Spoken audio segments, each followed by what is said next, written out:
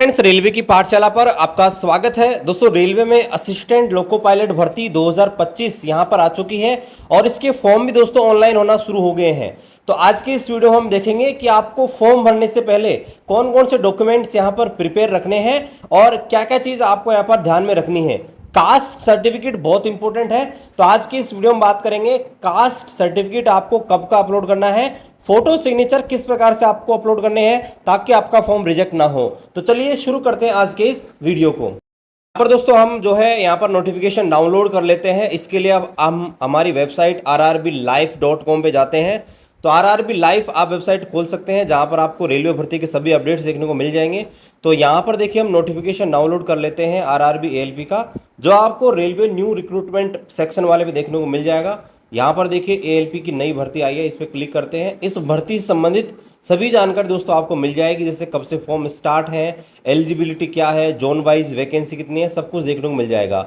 और यहाँ पर देखिए हम जो है यहाँ पर जो है डाउनलोड नोटिफिकेशन पे क्लिक करते हैं, तो ये नोटिफिकेशन इसको डाउनलोड कर लेते हैं। तो यहाँ पर देखिए ये जो नोटिफिकेशन आपके सामने डाउनलोड हो चुका है और यहाँ पर देखेंगे तो फॉर्म भरते टाइम पे दोस्तों आपको 4 चीज़ों की आवश्यकता रहेगी। देखिए आपका जो फॉर्म है दोस्तों 12/4/2025 से स्टार्ट हो चुका है, 1 महीने का टाइम आपके पास बचा हुआ है। यहाँ पर देखिए 4 चीज़ों की आपको आवश्यकता है फॉर्म भरते टाइम पे। एक आपको चाहिए दोस्तों आपकी लेटेस्ट फोटो, ठीक है। दूसरा दोस्तों आपको चाहिए आपका सिग्नेचर, ठीक है। और तीसरा आपको चाहिए आपकी 10th की मार्कशीट, वो आपको अपलोड करनी रहेगी एजुकेशन क्वालिफिकेशन वाले सेक्शन में। और चौथी दोस्तों आपको चाहिए आपका caste certificate. Caste certificate SC ST वालों को अपलोड करना रहेगा, बाकी OBC वालों को और EWS वालों को जो है अपना जो है कास्ट सर्टिफिकेट नंबर यहाँ पर डालना रहेगा। तो फोटो, सिग्नेचर, 10th की मार्कशीट और कास्ट सर्टिफिकेट ये कैसे कैसे आपको चाहिए वो आज के इस वीडियो में बात करेंगे।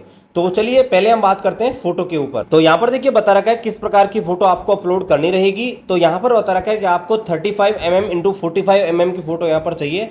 इसका जो बैकग्राउंड होना चाहिए दोस्तों वो या तो प्लेन व्हाइट बैकग्राउंड हो, ठीक है। कोशिश कीजिए कि जो बैकग्राउंड हो वो प्लेन व्हाइट बैकग्राउंड हो।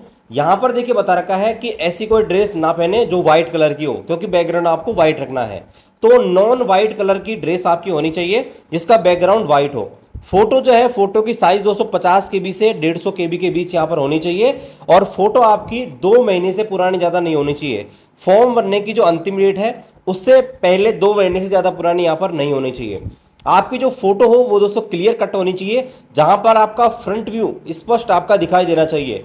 किसी प्रकार का सनग्लासेस या डार्क ग्लास, कैप, हैट किसी प्रकार का यूज आपको नहीं करना, ठीक है। आपकी जो फोटो हो उसमें किसी प्रकार की छाया, रिफ्लेक्शंस, ठीक है, किसी प्रकार का नहीं आना चाहिए। आपका जो चेहरा है वो 50% दोस्तों फोटो के अंदर दिखना चाहिए। जैसे फोटो है तो इसके अंदर 50% आपका फेस जो है यहाँ पर दिखना चाहिए। इसके अलावा किसी प्रकार की ग्रुप फोटो वगैरह नहीं होनी चाहिए। आंखें आपकी बिल्कुल क्लियर विजिबल होनी चाहिए और सामने की तरफ देखी हुई होनी चाहिए। ऐसा नहीं कि आपने कोई ग्रुप फोटो डाल दी या सेल्फी डाल दी, ठीक है। इस प्रकार दोस्तों फोटो आपको नहीं डालनी है, ठीक है। अदरवाइज दोस्तों आपका फॉर्म यहाँ पर रिजेक्ट हो सकता है, क्योंकि फोटो बहुत इंपॉर्टेंट है। फोटो और सिग्नेचर की वजह से आपके दोस्तों यहाँ पर फॉर्म रिजेक्ट होते हैं। और एक चीज दोस्तों आपको और ध्यान रखनी है, ये जो फोटो आप अपलोड करोगे सेम टू सेम फोटो आपको बाद में चाहिए होगी। जैसे आपका जब एग्जाम होगा, CBT एग्जाम होगा, CBT 1 CBT 2 साइको टेस्ट वगैरह, तो उनमें सेम फोटो आपको यहां पर चाहिए होगी। इसलिए ध्यान रखें कि आप कम से कम 10 फोटो आपकी सेम टू सेम बनवा के रखें, ठीक है। तो फोटो में दोस्तों आपको ये ध्यान रखनी है।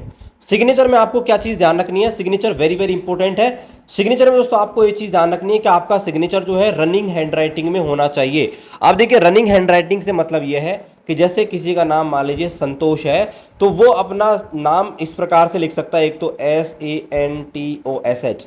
तो इस प्रकार से अगर उसने सिग्नेचर किया तो दोस्तों ये सिग्नेचर गलत है। उसको दोस्तों सिग्नेचर करना रहेगा कुछ इस टाइप का, जैसे या तो हिंदी में करे तो कुछ इस टाइप का करे जो रनिंग हैंडराइटिंग हो जाएगा इस टाइप से, या फिर दोस्तों हिंदी में कोई सा भी कर सकता है, ठीक है। हिंदी में आप चाहें तो जैसे नाम लिख सकते हैं, या आप चाहें तो जैसे मान लीजिए बहुत सारे कुछ एस बना के ऐसे कर सकते हैं। आप दोस्तों कोई सा भी सिग्नेचर कर सकते हैं, बस इस चीज का ध्यान रखें कि वो रनिंग हैंडराइटिंग में होना चाहिए, यानी कि ब्लॉक लेटर में नहीं होना चाहिए। बस एक ही चीज ध्यान रखनी है आपको सिग्नेचर की चीज में। साइज यहाँ पर देखिए 30 KB से 49 KB के बीच आपका जो साइज हो सकता है। और यहाँ पर देखिए पिक्सल जो है यहाँ पर बता रखा है कि 140 पिक्सल × 60 पिक्सल, या फिर दोस्तों यहाँ पर साइज की बात करें तो 35 × 20 mm इसकी हाइट और विड्थ यहाँ पर होनी चाहिए, ठीक है। और सेम वही सिग्नेचर आपको अपलोड करना है और वही आपको दोस्तों एग्जाम के अंदर सिग्नेचर आपका जगह जगह चाहिए होगा। तो ध्यान रखें, आप सिग्नेचर अपलोड करके उसको भूल नहीं जाएं। इसको आप अपने फोन में सेव कर सकते हैं, गूगल ड्राइव वगैरह पे सेव कर सकते हैं। बाद में बहुत सारे कैंडिडेट ऐसे होते हैं कि सिग्नेचर अपलोड करके भूल जाते हैं कि हमने कौन सा सिग्नेचर अपलोड किया था। तो ये दोस्तों बात हो गई सिग्नेचर की। अब बात करें दोस्तों SC/ST सर्टिफिकेट। देखिए आपको दोस्तों कास्ट सर्टिफिकेट भी यहां पर अपलोड करना रहेगा। तो देखिए कास्ट सर्टिफिकेट में SC/ST वालों को कास्ट सर्टिफिकेट अपलोड करना रहेगा, क्योंकि उनको ट्रेवल पास का मिलने वाला है अथॉरिटी। तो ट्रेवल पास अथॉरिटी यहां पर लेने के लिए उन्हें दोस्तों यहां पर 40 KB से कम का यहां पर SC/ST का PDF यहां पर अपलोड करना रहेगा, जो क्लियर विजिबल हो, लेटेस्ट होना चाहिए और वैलिड होना चाहिए उस टाइम पे, ठीक है। तो SC/ST वालों को सिर्फ और सिर्फ यहां पर जो है कास्ट सर्टिफिकेट अपलोड करना रहेगा। लेकिन जैसे बाकी की बच गया, EWS बच गया, OBC बच गया, तो उनको दोस्तों सिर्फ कास्ट सर्टिफिकेट नंबर यहां पर डालने रहेंगे, ठीक है। लेकिन दोस्तों बनवाना आपको अभी है। एक चीज दोस्तों आपको ध्यान रखनी है, कास्ट सर्टिफिकेट जो है आप जब फॉर्म ऑनलाइन कर रहे हैं उस समय उस कास्ट के अंदर आप यहां पर एलिजिबल होने चाहिए। जैसे मैं आपको OBC के बारे में बताऊं तो OBC के केस में जैसे यहां पर 2 केस होते हैं, एक क्रीमिलियर एक नॉन क्रीमिलियर। तो क्रीमिलियर और नॉन क्रीमिलियर में दोस्तों ये होता है कि क्रीमिलियर आपका जो है, क्रीमिलियर में आपका दोस्तों 8 लाख से ऊपर अगर आपके परिवार की इनकम है तो वहां पर दोस्तों आपको जो है बेनिफिट नहीं मिलता रिजर्वेशन का क्रीमिलियर के अंदर, ठीक है। 8 लाख से प्लस फैमिली इनकम है तो उनको UR में कंसिडर किया जाता है। और नॉन क्रीमिलियर में क्या होता है कि आपका जो है 8 लाख से कम आपकी फैमिली इनकम होती है तो वहां पर आपको रिजर्वेशन का बेनिफिट मिलता है। लेकिन फॉर्म भरते टाइम पे आपके पास यहाँ पर एलिजिबिलिटी होनी चाहिए। तो एलिजिबिलिटी क्या होगी भाई, फॉर्म भरते टाइम के आपके पास लेटेस्ट कास्ट सर्टिफिकेट होना चाहिए। और जब DV होगा, DV के टाइम पे अलग से आपको बनवाना पड़ेगा। तो जो भी है, चाहे वो SC के हो, ST के हो, OBC के हो, EWS के हो, जब आप फॉर्म भर रहे हैं तो आप उस कैटेगरी में आने चाहिए। इसके लिए आपके पास प्रूफ होना चाहिए। इसके अलावा एक डॉक्यूमेंट आपको 10th की मार्कशीट है उसको स्कैन करके रखना है, क्योंकि यहाँ पर 10th की मार्कशीट को एजुकेशन क्वालिफिकेशन वाले सेक्शन के अंदर अपलोड करना रहेगा। तो दोस्तों ये 4 ही डॉक्यूमेंट फिलहाल आपको बनवाने रहेंगे। बाकी जब DV होता है वहां पर आपको अलग से डॉक्यूमेंट बनवाने होते हैं। तो यहाँ पर अगर आप फॉर्म भर रहे हैं तो फिलहाल यहाँ पर देखिए आपको 4 डॉक्यूमेंट की नीड रहेगी। डिटेल वीडियो जल्दी यहाँ पर आ जाएगा फॉर्म फिल करने के ऊपर। अभी देखिए वेबसाइट के कुछ ऊपर एरर चल रहा है, तो जैसे वो एरर शॉर्ट आउट होता है तो मैं वीडियो बनाकर दे दूंगा, जहां पर दोस्तों आप फॉर्म फिल कर सकते हैं डिटेल स्टेप बाय स्टेप। तो उसके लिए आप वेट कीजिएगा और जल्दी ही दोस्तों वीडियो आपको यहाँ पर मिल जाएगा।